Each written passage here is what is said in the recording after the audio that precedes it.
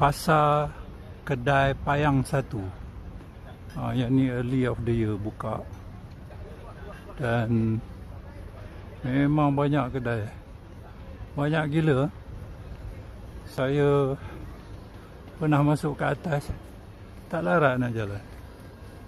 So kali ini nak cari kapak untuk tebang pokok.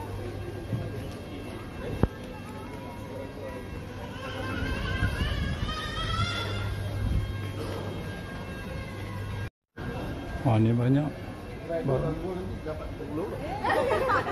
tapi tak ada kapak.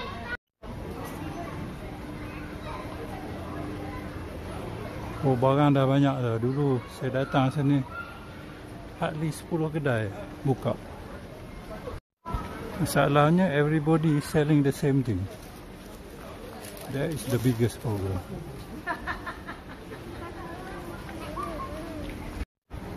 Tu sepatu semua.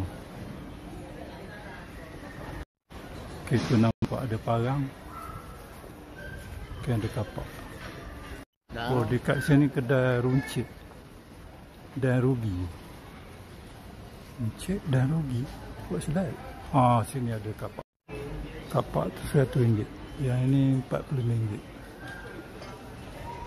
Okay, saya beli yang ni.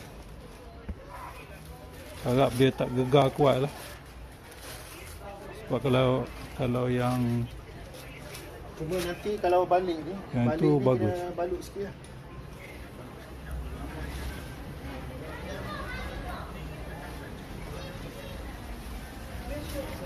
Dia bagus yang handle kayu, jadi gegar dia tak kuat. Okay guys. Okay, ni dia kapak besar, bukan kapak kecil.